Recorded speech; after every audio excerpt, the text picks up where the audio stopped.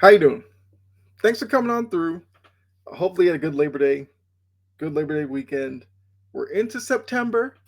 If you've been over on social media like TikTok or anything, apparently now that we are in the BER months, people are already starting to talk about Christmas. Look, I'm not there yet. I know we push it up a little bit earlier every year. Can we at least make it to Halloween before we start doing that? Like, obviously, Thanksgiving gets overlooked anyway, but whatever. Don't need to go down that road. So let's try to figure out what I wanted to talk about today. Then I saw an image of a segment on First Take, which I haven't seen this segment yet. I'll check that out after the fact. But they were talking about who had the worst week in college football. I thought to myself, that's actually not a bad thing to talk about because there were quite a few high profiled season debuts that people were looking forward to this season. Well, this past weekend. So the fact that they're looking at who had the worst week, I think there were some definite candidates. Now, from the image, the candidates that they had, which I probably would agree with, they had Arch Manning, Coach DeBoer from Alabama, with Arch Manning, the quarterback from Texas, and then Coach Belichick from North Carolina. Now, I thought about that because, yes, all three of them had bad weekends. But the more I thought about it, to answer the question, yeah, one of them did have a worse week. And I think why that is, well, I'll get into that.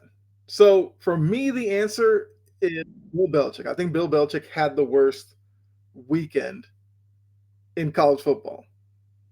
Now, why is that? Well, let's start with Arch Manning. I think Arch Manning had a bad weekend because obviously the Manning name brings hype in itself, brings expectations.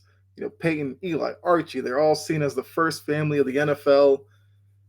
All that comes with that. So Arch Manning is now the next one in line. So I guess if you don't know, Arch Manning is Peyton and Eli's nephew. He's Cooper Manning's son. Archie Manning's obviously his grandfather. Arch Manning goes 17 for 30, 170 yards, one touchdown, one interception. Should have been a second one, but the Ohio State defender let the ball go through his arms. But when you look at Arch's performance, remind you, it is week one, so still plenty of season ahead of him. But he looked off balance on a lot of throws. He was behind receivers. He, floated passes downfield that had no business being floated. He had to put some more zip on him, like at the interception. Receivers going across the field, defender running stride for stride with him underneath, and Arch floats a pass short that gets picked off. But you look at it as first game jitters or whatever. Not like they were playing, somewhere that wasn't hostile. They were at Ohio State, who was number 3 in the country. Which, quick side note, I say this all the time. I don't understand why college football continues to do preseason rankings because Texas was number 1 and they lost 14-7, so it wasn't like a blowout or anything. That kind of brings about a bit of overreaction, I guess we should say. But like, if you looked at these two teams and neither were ranked, because I still say, if you're going to rank teams, why not wait 3-4 weeks to do so? Which would then, those rankings would kind of lead into your college football playoff rankings, which I believe their first one they do is week 6, I think. So it would just make a lot of sense to do it that way. Because we saw these two teams unranked, you would say, oh, Ohio State better than Texas. Ohio State returning national champion, I should say. Probably could have argued why weren't they number 1 to begin with, but neither here nor there. So, so Texas loses. They drop from 1-7, fine. Because like I said, they lost by a touchdown. So they're probably still a good team. Both teams show that they have legit defenses, which will keep them in games. And, for some may even win a game or two for them over the course of the season. Now for Arch Manning, he has a few games where he should build confidence and build some good habits. Next test is Florida in a month, which will also be on the road in the swamp down in Gainesville, because Tallahassee is Florida State, which we'll talk about here in a second, but down in Gainesville. And look, if he looks better for the Florida game, fine. Ohio State, put in the rearview mirror, move on. But if he struggles in Florida on the road, okay, maybe now you have a bit of an issue. So Arch Manning for me, bad week, not the worst. So remember, I said Belichick had the worst week. So now let's look at Coach DeBoer down in Alabama. Now his week was a little bit more than bad. I would say he had a terrible week. Still not the worst. So Alabama goes into Florida State. They head down to Tallahassee as the number 8 team, Florida State unranked. If you watch the game, you would have thought it was reversed. Florida State played a very confident, physical brand, and it was a 2-score win for Florida State, but it almost at times looked worse than that. So for DeBoer, he has a lot to work on. Defensively, that defense, uncharacteristic. They were terrible when rushing Castellanos, who, BC fan here, watch Castellanos of BC. If you do that to him, he's very comfortable tucking the ball in, running around you, and making plays with his legs. That's kind of what he wants to do anyway. He's got a little Kyler Murray in him. But he also has Baker Mayfield in him, where when he's playing well, he will get guys to play better for him. He has that. I got to give him that credit. And that's what you kind of saw with Florida State this past weekend. But we'll kind of look at Florida State and see how they finish their season, because this should be a good jumping off point for them, maybe getting back to, traditional Florida State, where they're an ACC power and threat year in and year out.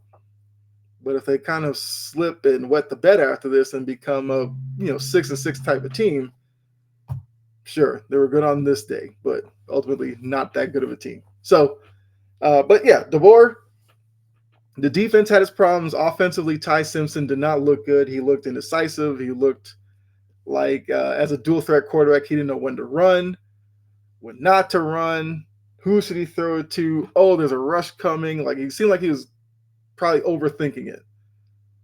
But much like Texas, Alabama has a couple of tune-up games before their next test is Georgia in 3 weeks, where DeBoer, you need a good showing against Georgia. Like, even if you lose that, it won't be a good look, but because they're in the SEC, because they dropped from 8 to 21, if they handle their business, they can still get back into the playoff conversation. And if at the end of the season, Bama's a playoff team, which they weren't last season, that counts as a win for DeBoer. And then who cares what happened to Florida State in week 1? I mean, who cares what happened at Florida State, I should say, in week 1? So much like with Arch Manning, with the rather say, like if Arch Manning wasn't at Texas and transferred, he'd be a starter somewhere else.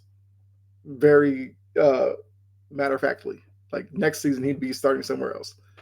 DeBoer, if he struggles this year and he were to get fired, he would get another job next year as a head coach at a different program.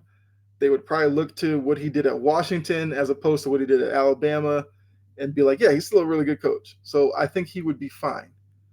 So the reason why I think Belichick had the worst week, Belichick was coming into North Carolina with all the hype, with the expectations that he was going to turn North Carolina around. He's going to bring a pro environment and everything, like what he had in New England for 20 plus years. He's going to bring that to North Carolina, get North Carolina back to being, I can't really say back to being, like, North Carolina's been a basketball school, but they've shown strides in certain years that they can be a good football team.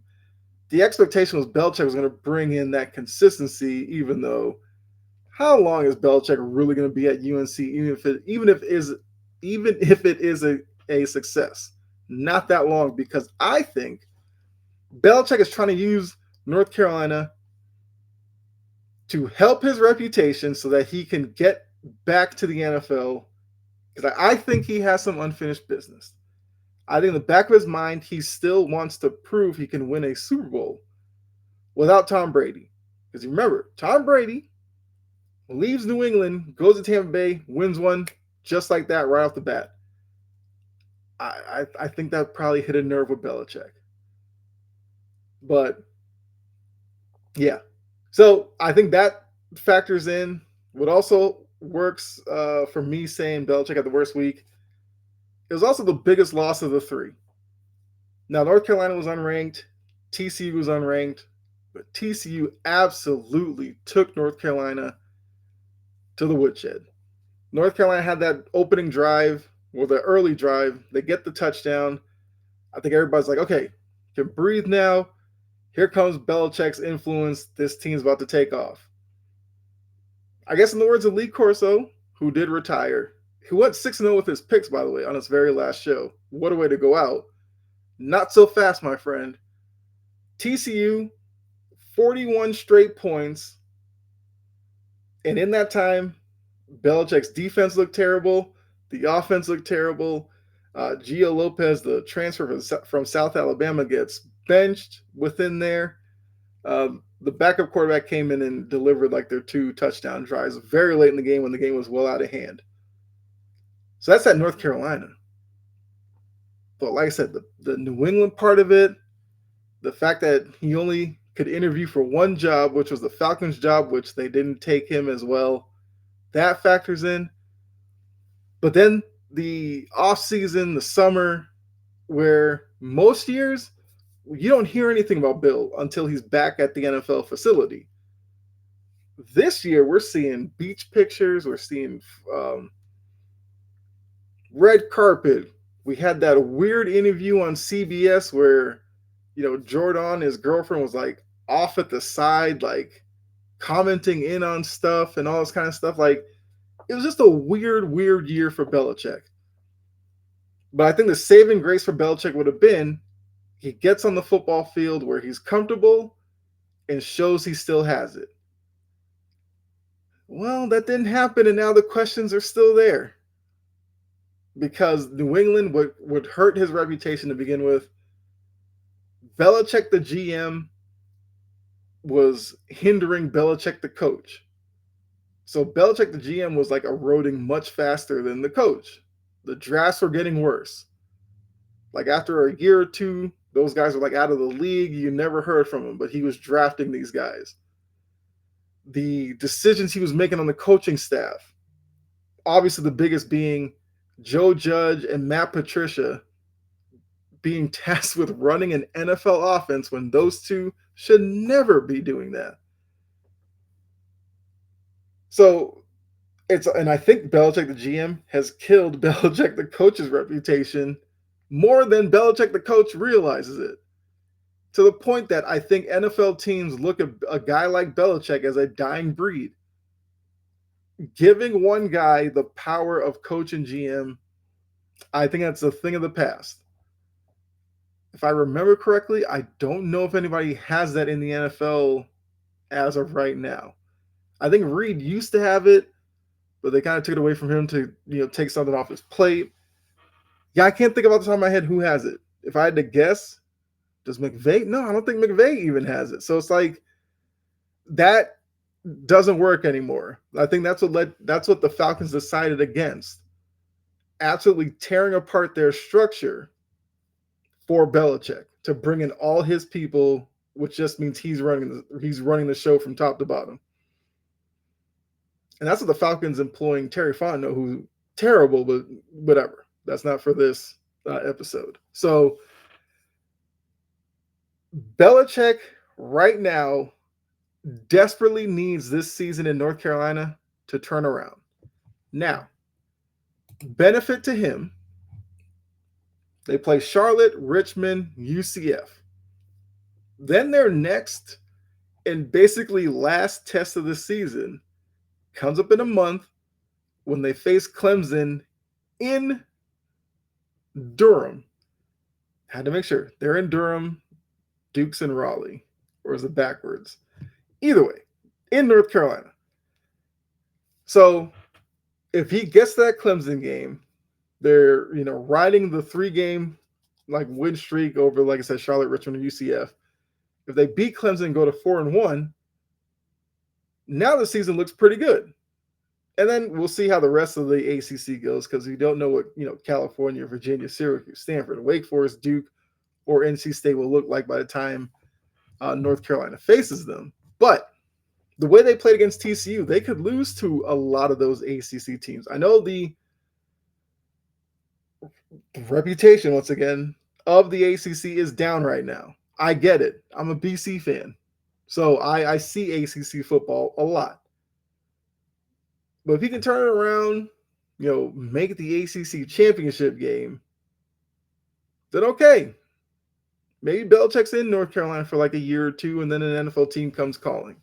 He's not getting any younger. And the thought that maybe some fans have about the game kind of passing him by, I think that's really on the line with this North Carolina job. And for all that to be built up for a Labor Day game against TCU, only game on TV that, not that people cared about, but that had like some juice behind it, to go out like that. And the worst part was the North Carolina fans just in large quantities getting up from their seat and leaving was not a good look for them. So still, look, with these three, it's still just week 1. So a lot can happen. But once again, Arch Manning, bad weekend. DeBoer, terrible weekend. Belichick, worst weekend. If you agree with me, let me know. If you disagree, I feel like there's a conversation to be had. Let's have that down in the comments. Let's have some fun. Look right there. The NFL's finally back. So look out for a video, I guess tomorrow, where I will look at week 1 in the NFL. The picks segment is back. I think this year, to make it easier on myself to actually track it and to stay consistent with it, I'll probably just use like ESPN's pick the games. I'll do it against the spread still, and we'll track that way to see how well I do. The goal, obviously, every year, above 500. That's all I'm looking for. So look out for that. And then this weekend, because the Patriots do play Sunday, I'm still trying to figure out what I want to do for the Patriots season. Like, do I do like a post game, like a live stream to kind of talk about the game? I don't know if I can do watch longs for a lot of the games, so I could do that. I don't know, something. So just look for something Patriots related this weekend. And of course, everything else, some of the gaming streams that'll be coming up, some of the live streams that I do over on Wire to Wire, which I also stream on here, collaborating with other people, look for those as well. So thank you for tuning in. If you're new, hopefully you enjoyed this to the point where you'll check out some of the other content, as well as come back for all the new stuff. Make sure you subscribe, notification bell, so you know when I upload a video or go live. Greatly appreciate you. Thank you for coming through. Enjoy the rest of your day. Be safe. God bless. I'm out of here. All right. Bye.